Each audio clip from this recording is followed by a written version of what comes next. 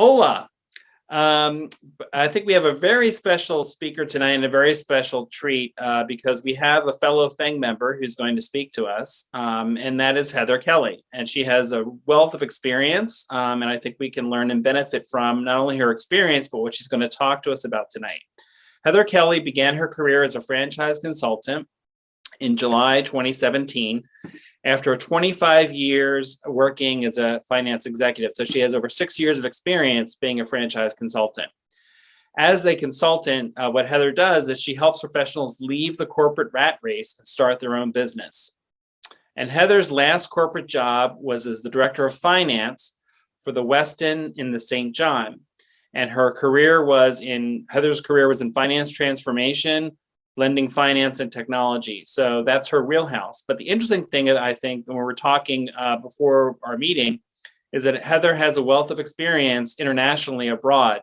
She spent 6 years living and working in St. John's. And also, she also, for this finance consulting job, as a franchise consultant, she worked from St. John, helping people not only in the US, but throughout the world. So her practice is not only helping people explore franchise opportunities in the US, but across the globe. And her clients are also from all four corners of the globe. She also has a passion for mentoring women in the corporate world and is active as an active alumni of Women's Unlimited.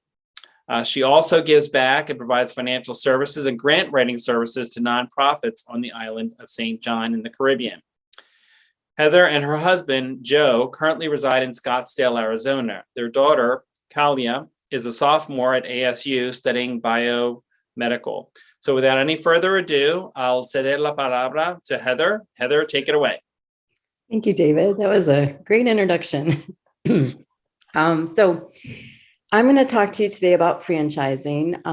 As David said, I've been doing franchise consulting for about 6 years. I decided to go into consulting for franchising really based on my financial acumen, and being able to help people look at valuations of companies and what is a good investment and what is your return on investment, what's your return on your assets, and how am I making a wise decision in giving up my paycheck, my weekly, biweekly paycheck, and going into business for myself. So franchising, let me see if I can change the page. So franchising essentially is a proven business model that is shared so that the business can grow. So there's an old saying in franchising that you're in business for yourself, but not by yourself. So you have a whole franchise network behind you that provides your training, your marketing, your how to run the business, all of your software, your technology support. So really it's, whatever business you want to do, it's created for you to learn it and to follow a system and be successful in business. When you're looking at a franchise, there's really 5 pillars to examine when you're deciding which franchise would be for you. First of all, obviously, is the cost and the fees. Every franchise is going to have a franchise fee that could range from $2,000 to $100,000. And then you'll have your total investment. And again, that's going to range from $25,000 to in the millions of dollars, depending on what type of business it is. All franchises are also going to have an ongoing royalty. This is going to be a percentage of your gross sales, and it's to pay for the ongoing support. So like I said, you'll have technology support. You might have a call center that's fielding your calls and making appointments for you. You'll have marketing collateral that will be kept fresh and provided to you. So all of these things are paid for through those royalties. You also want to look at the support. So some franchise businesses, they set you up and you kind of just run on your own. Some of them provide ongoing training. For example, if you're in a senior care business where you have caregivers that are providing care in-home to elderly people, there's online training for those caregivers that's constantly refreshed based on laws and based on what's going on in the community. So all this training is provided to you and you can deliver that to your staff. You want to look at the marketing support. So I kind of mentioned that a few minutes ago. How's the collateral? Are they doing TV ads? Is it radio ads? Is it social media? Is it guerrilla marketing? What is the marketing strategy and what does that marketing support look like? You also want to look at operational support. So are they fielding your calls? Are they booking your appointments? Are they doing any kind of operational support? Or are you kind of running the business on your own? What's the franchisor infrastructure like? How long have they been around? Do they have a big, robust team that's supporting you? Or do they have just a couple people in the back office that are supporting hundreds of franchisees? It's important to know how many people are in that infrastructure and how many are supporting you. And then their financial availability. So do they offer financing for you? Are they financially strong? Are they a business that's going to be around for a long time? How long have they been around? Size and growth is another important factor. Some of these kind of overlap, but how long have they been open and operating? How many units do they have in their system? There could be a franchise that has 10 units. There could be a franchise that has 500 units. And then the offsetting support of the size of the franchise. What are the growth rates? If you look at some industries like senior care that I mentioned earlier, they're in the double-digit growth rate. Mosquito businesses are also strong growth rates. Commercial cleaning is at an all-time high right now, as you can imagine. And how many closures are there? So this is going to tell you about the success of the people in the system. Are franchises closing all the time, or are they pretty stable? Are they just growing in units and nobody's leaving the system? The brand strength. So is the name recognizable? Have you heard of this franchise? Is it a Chick-fil-A that everybody knows about, or is it something that you've never heard of?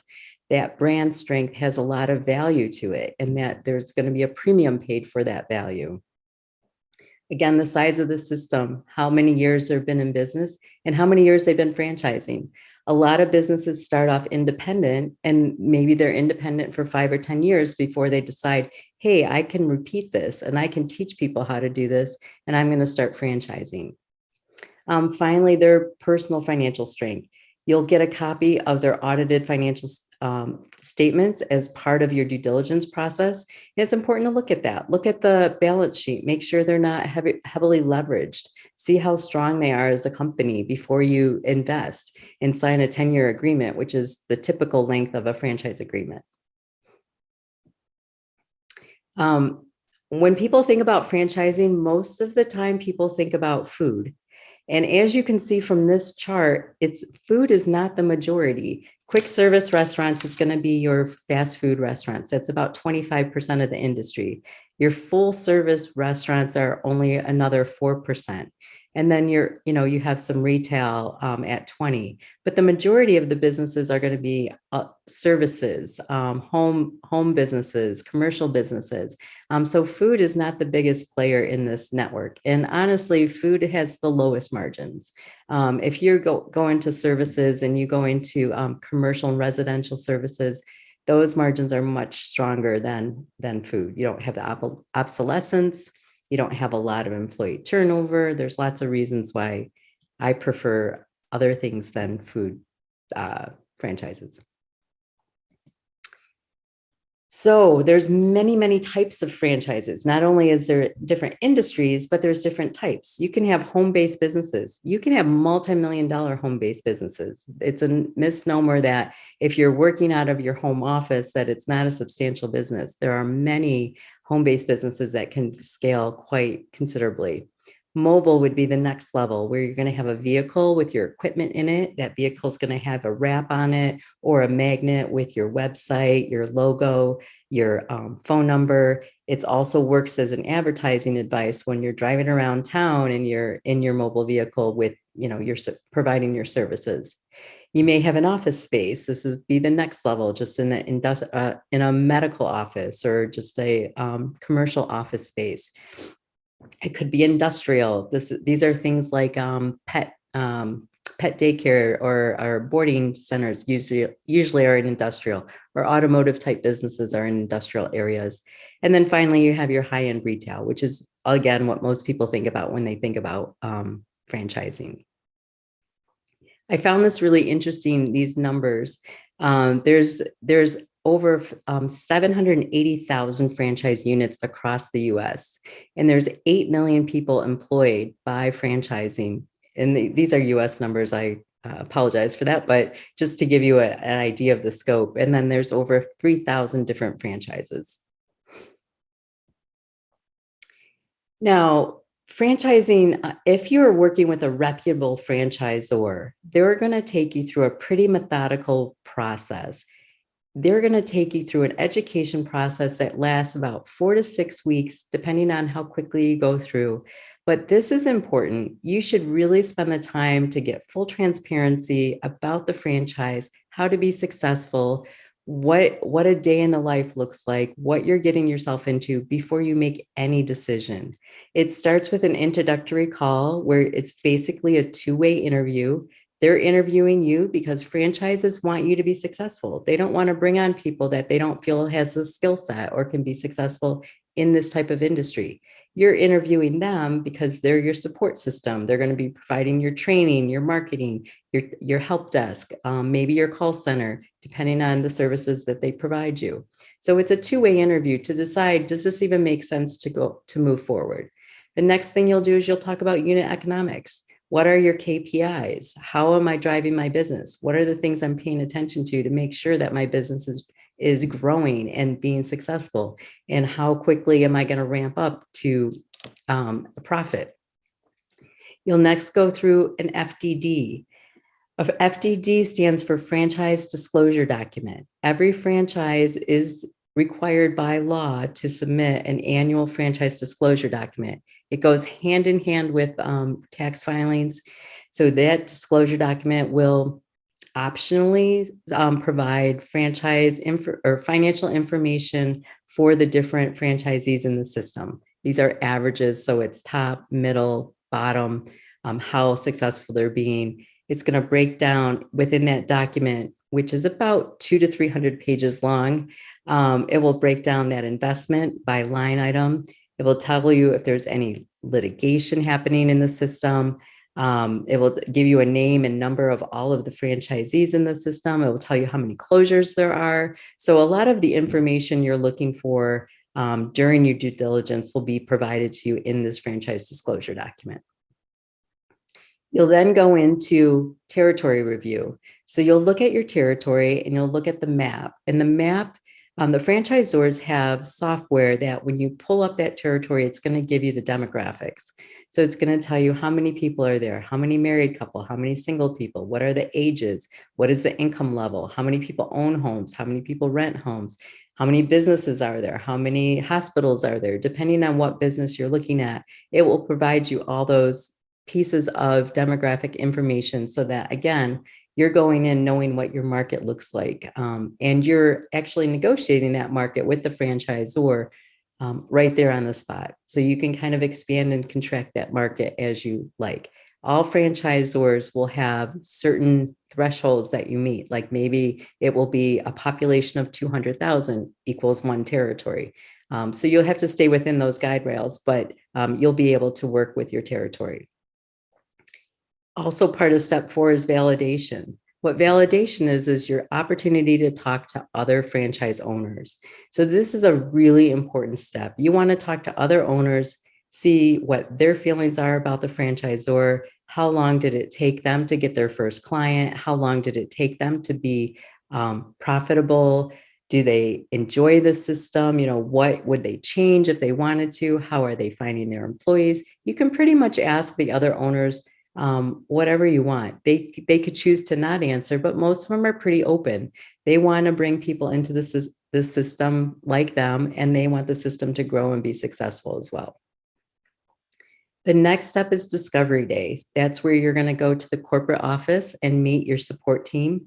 Now, because of COVID, a lot of these discovery days are really just Zoom calls like we're on right now, where you're meeting people over the internet. But Typically, you were going to a corporate location and then also maybe even visiting a location if it was a brick and mortar type of franchise.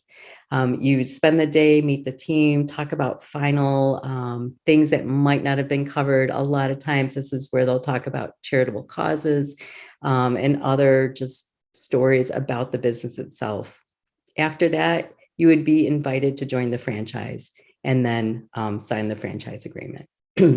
When you're invited to sign the or to join the franchise, you get a copy of the agreement and it sits with you for a week or two, depending on the state. Each state has a different timeline that they had to adhere to. Just some more statistics here. With franchising, the bottom line is people are more successful in business if they're part of a franchise system. You could really, really see this happen with with fitness locations during the pandemic. A lot of the independent fitness locations actually went under during the pandemic because they were shut down. They were on their own. They didn't have any support. And a lot of franchises, in fact, there's a company called Exponential, which is one of the largest boutique fitness franchises in the world. They're located in Irvine, California, and they have 12 different brands underneath them. They were able to quickly provide quality videos and tools for their franchisees to go out and to do exercise classes online and for them to continue to be in business. And they did not have one location shut down. There were a few that they bought back from the franchisee, but not one location shut down where you would see thousands of mom and pop shops. So there is a lot to be said to have that backing of the franchise system behind you. Let's see. Cost, we talked a little bit about the cost of franchising before. I have franchises that are under $25,000. There's not very many of them, and they're not that great of franchises either. I think the sweet spot is really right around 100 to 150,000. You can have a nice home-based mobile business that could be very scalable in that price range. Once you get into something like a retail location, you're going to be at least 250 up to 5 million. So it really does vary based on what type of infrastructure you have and what you're looking to do. But there are varieties of businesses for every budget, really. So that said, let me see. I already talked about the franchise disclosure document. How much money can I make? In the franchise disclosure document, you may see, if they choose to disclose item 19, what the current franchisees are making. You can also talk to other owners to see what they're making. There's no guarantee of any income in franchising, but you can kind of figure out what your potential is based on what others are, how they're performing. And then funding. So how do we fund our business? You can fund it through cash, obviously. There's two different SBA loans that are available for franchising. One is an express loan that's up to $200,000, requires 10% down, zero collateral, and a credit score of 700 or higher. Then you have the SBA loan, which is anywhere up to $5 million. It requires 20% down and a credit score of 700 or higher again, and also collateral. So if you own a house or you own real estate or you have stocks, you're going to have to collateralize that loan. The final way that people fund their franchise is a rollover for business startup. Or a ROBS. And basically you're taking a 401k and creating a new 401k. You're rolling it over into your business to fund that business. And it needs to have filings just like a regular 401k. The banks that set these up will do the annual, quarterly filings for you for a small fee as well. And that is all I had. I just blew through that presentation. David, are there any questions for me? Yes, there are. I think foremost, John brought up a good point about how to find you on LinkedIn.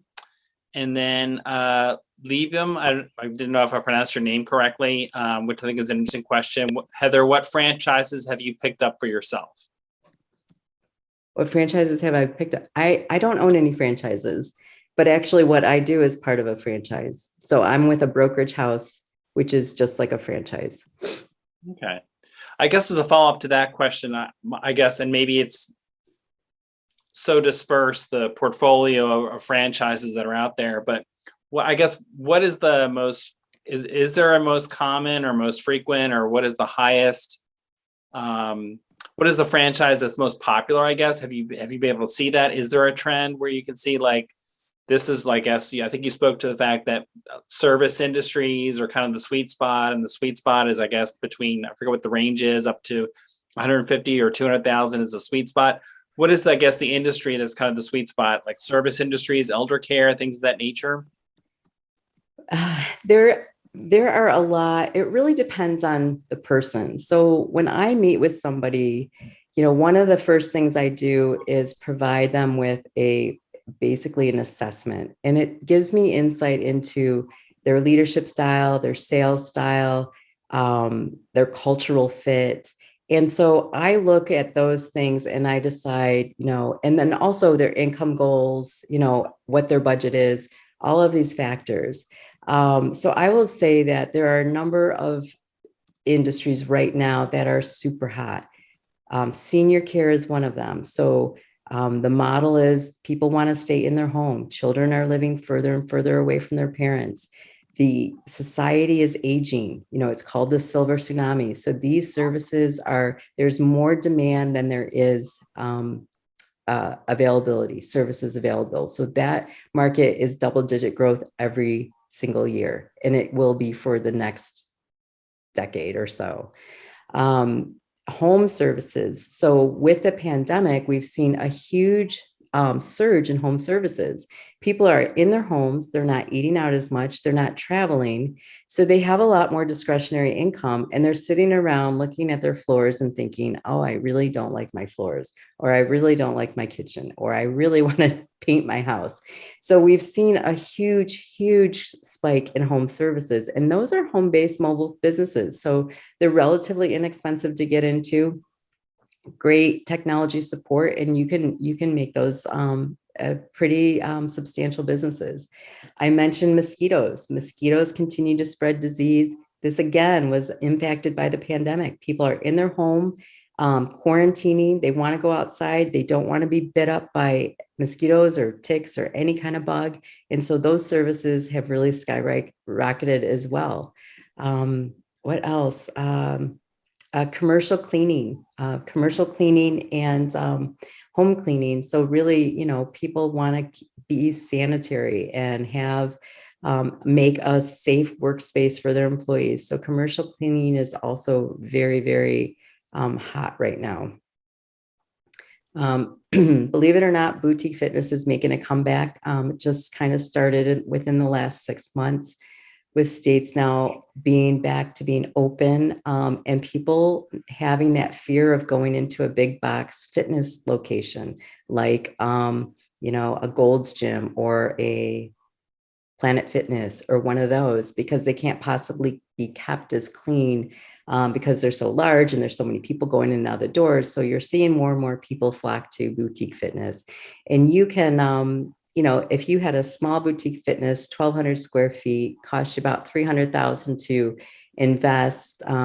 With about 200 clients, you're probably pulling in that investment in year one, that $300,000 as income.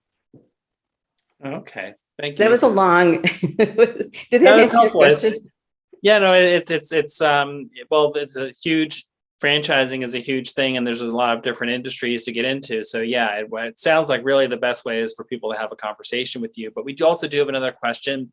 Yeah. Mentioned in your introduction that you've done a lot of work. You've lived in overseas. You've lived in the Caribbean.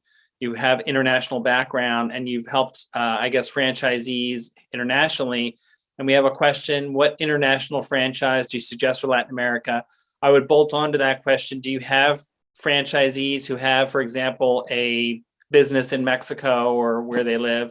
And currently, which ones are the most appealing and the ones that are the hottest in Latin America?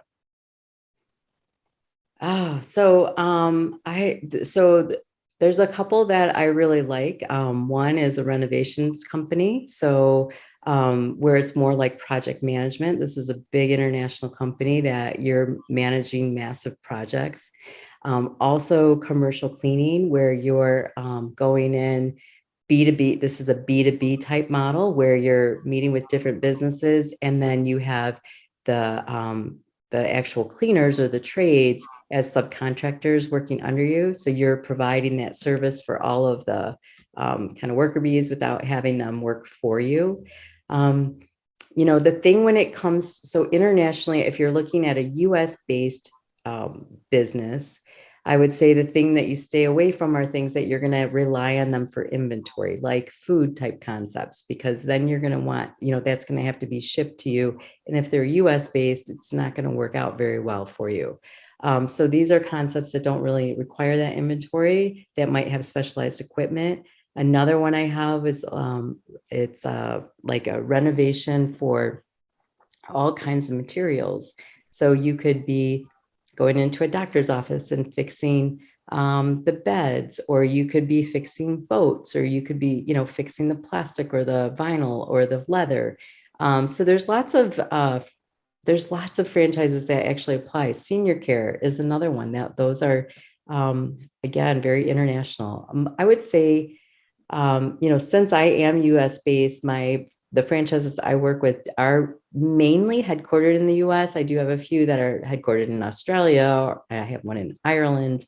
But you just kind of have to look at the market and really see what you want to do.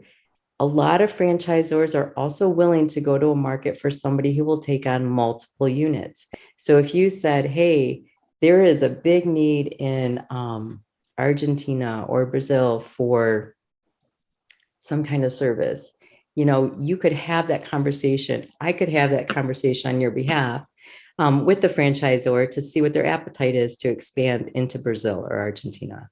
It's always a possibility. Okay. And then we also have another question. Is it true that Chick-fil-A franchise can be acquired for $25,000 and 50% of profit? No, it is not. I get this question like all the time. Chick-fil-A, $25,000 is just the application fee. It is multi-millions of dollars to build out a Chick-fil-A location. I mean, if you think about it, it's a standalone building. They're usually brand new. They have multiple drive-through lanes. It is a substantial investment. That, again, the $25,000 is just the application fee. And then a question that I had, you mentioned, I guess the FDD, is that, I guess, like a public database or something, like kind of like the SEC for 10K filings, where you go on the website and look through and see that whole, I guess you said it's a 100-page report or whatever. Is it kind of like a 10K or a 10Q? And what would be the website you would go to get those FDD franchise disclosure documents? Yep. So it is not public information. It is each franchisor needs to file it in every state and federally as well. You will be provided a copy of the FDD once you're qualified. So that initial conversation that I talked about, which is like the two-way interview, it's also a qualification discussion to make sure that you have the resources, that you have the skill set. And then the franchise disclosure document is released to you. You actually have to sign that you got a copy, and it has to sit with you for 2 weeks before you can even discuss it, because they're anywhere between 200 and 500 pages long. But they are not public information, and it is something that's given to you only once you're qualified. Something that's interesting to me is I get my hair cut at Great Clips, which is a franchise. Like, yep. What is that profile? You talked about service businesses, things like that. To me, that seems like an appealing business. you don't have a lot of inventory. I mean, they do have the inventory that they sell, the shampoos and things like that, but their primary business is just cutting hair, right? Yep. And I think probably the salaries and benefits, you pay maybe minimum wage and then they get tips. I'm assuming, I don't know anything about it, but to me, that seems like a very good business. I don't know if you've sold a lot of those franchises, but in my mind, people always have to get their hair cut. I mean, COVID did impact us in Pennsylvania. I couldn't get my hair cut for like 4 months. But like, what are your thoughts about hair care and things like that of that nature? Yes, I think personal services are also a very good industry because, like you say, people always need to get their hair cut. There's different models there too. So you can have a location, and then you could have independent contractors that rent out a space in your salon so that you're collecting rent from the stylist, and then that stylist is getting a portion of every haircut that's coming through. Or they're completely independent and they're running their own books and everything and paying you rent. Or you could have employees that work for you. You can also offer different services. There's even like a big explosion right now of just blow dry bars. And those have amazing financials. You have a little boutique, maybe 4 to 6 seat blow dry bar where women go in and get their hair styled and leave, and there's no haircut, no color, no nothing involved. Lashes, if you want to talk about personal services, the lash industry is crazy right now. There's so many women that are getting lashes put on, and the margins there are quite high, over usually between 40 and 50% income on those. David, if I can just jump in. Heather, you mentioned that multiple licenses or multiple locations. So are you referring to some kind of a setup that is called a master franchisee or something like that? Yes and no. So a master franchise would be where you would own a market and then bring on franchisees underneath you. That's a master franchise. So it's kind of like you're a salesperson. You're bringing on franchisees and opening them in your market, and then you get a portion of that royalty fee as a result. So that's how you're making your money. The other way is you can be a multi-unit franchise owner.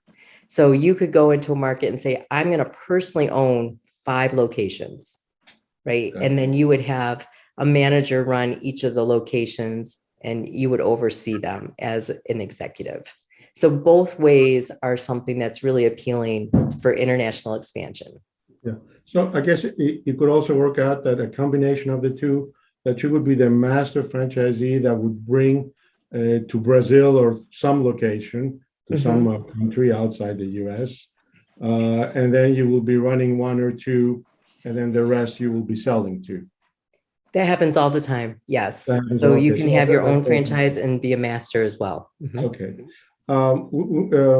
As some folks enter the conversation a little bit later, I just want to go a little bit back to the individuals from outside the US that want to establish residency or get a green card, and they start with a franchise in the States. If you have done any of those, I think you mentioned you have done or you're working on one. And what is the typical one that Latin Americans individuals fall into? We hear about car washes and things like that, gas stations, but I just want to hear your feedback.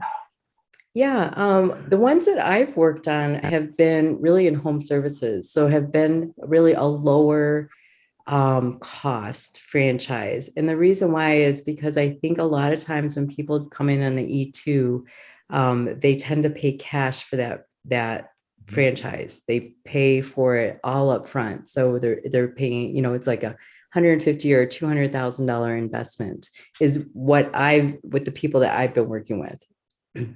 Okay.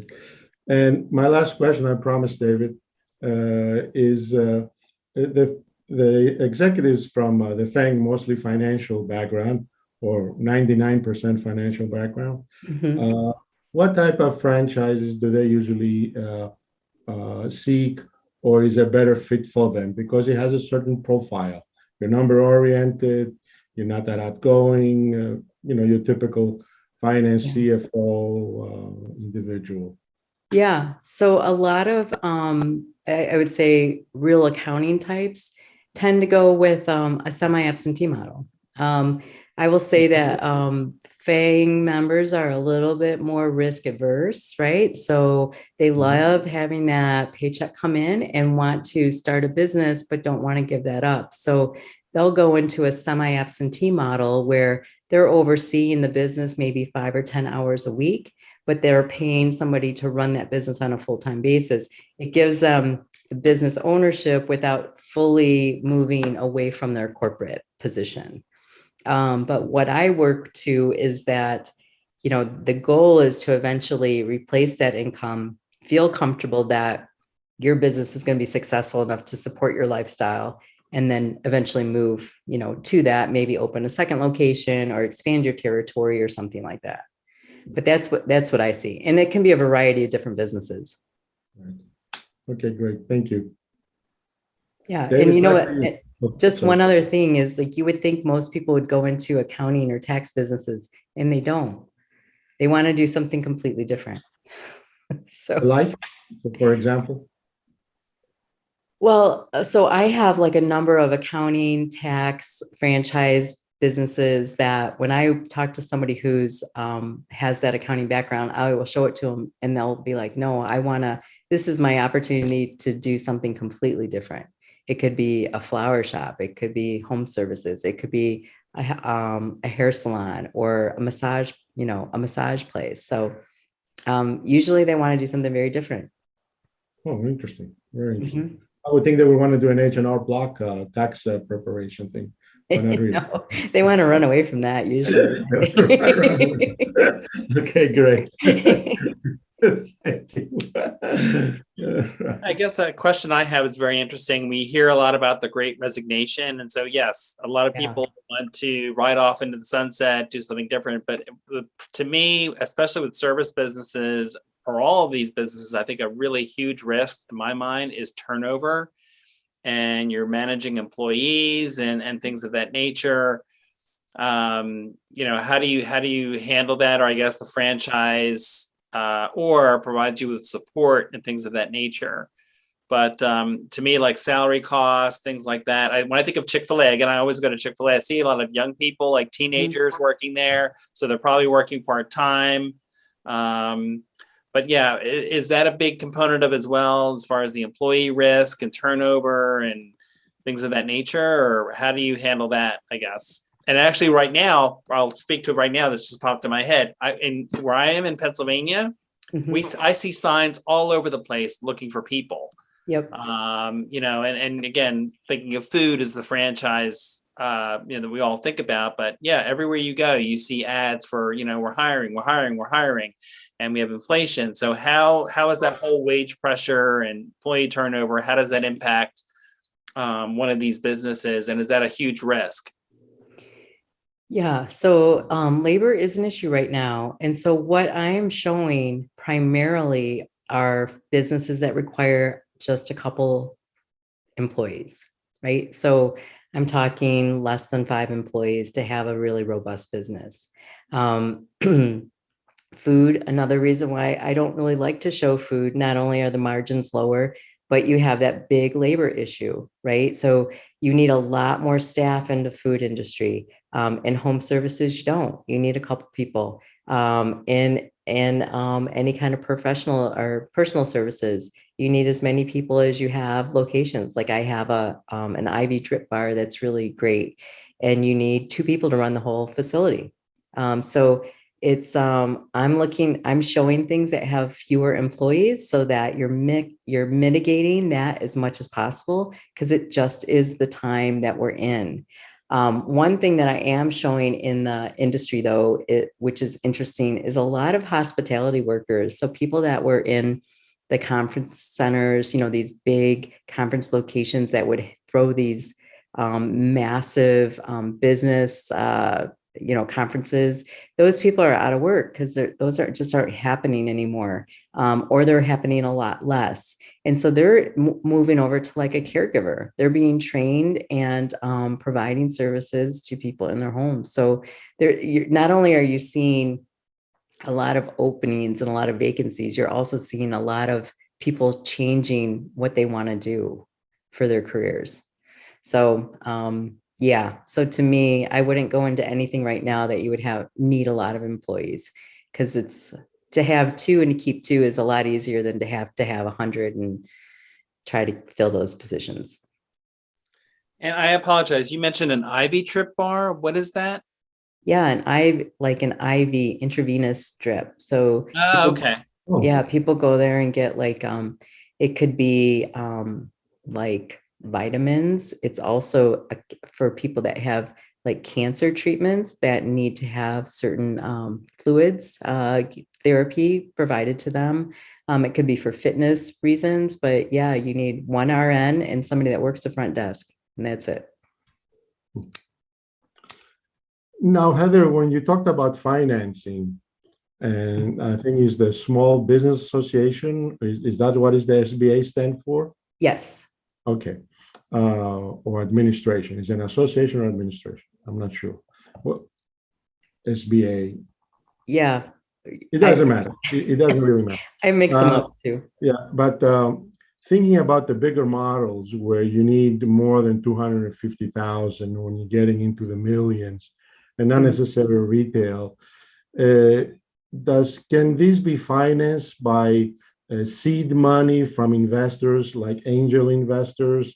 How do you combine those two groups, that you have people that are looking to invest 25, 50,000, 100,000, but not in their own business, but they actually believe in a great idea, in a great a franchise, or somebody that will make something bigger than what he has today, and he already has an operating model that he's actually buying ready. So do you see seed money going into the largest operations from outsiders?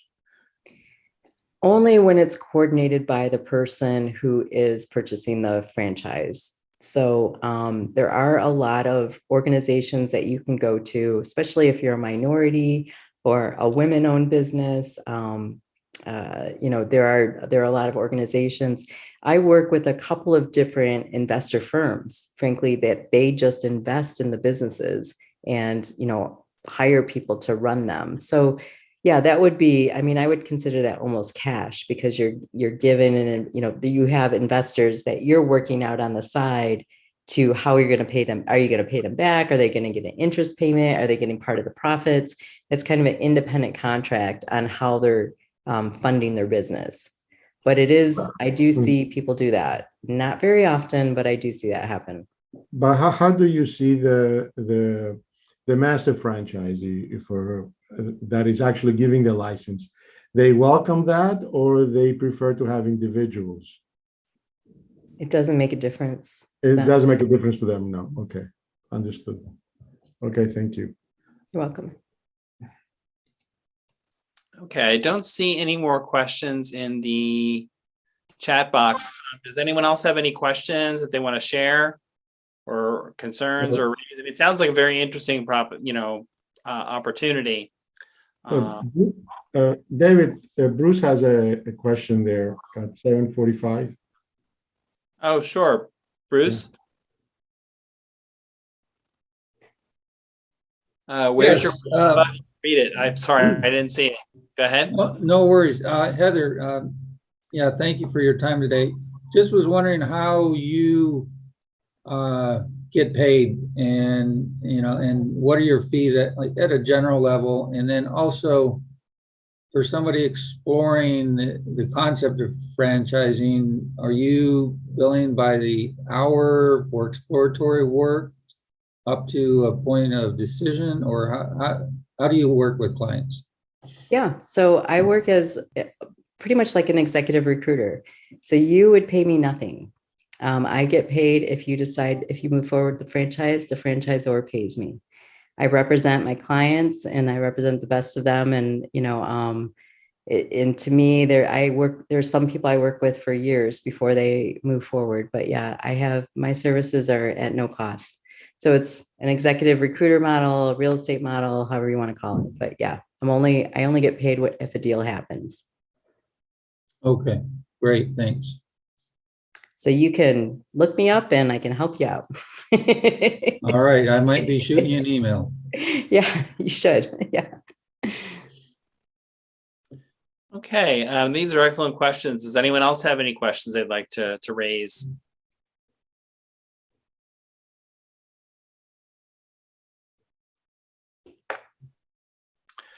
Well, I guess also, I mean, you have your contact information. And I think, also, I think someone put information, Laura, to connecting with you on LinkedIn in the chat box. So I think, it definitely sounds like very interesting opportunities for people to explore. And I would say that, feel free to reach out to Heather and, have these conversations. And to Bruce's point, and great question, it sounds like it costs nothing to talk to Heather. So it's good to just have these exploratory conversations and learn more. So, yeah.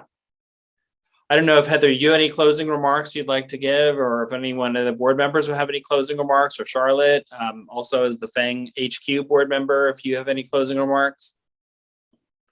Heather, you have any questions for us? The one thing I would say is the thing I see the most is that people get in their own way.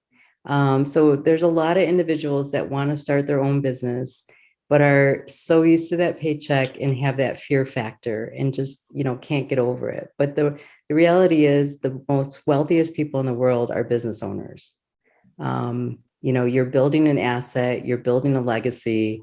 And so if you really just spend the time and methodically make a decision, learn about a franchise, learn about different business opportunities, it really helps with that. But I think a lot of times people are just very nervous to do anything outside of their comfort zone. So I'll close with that.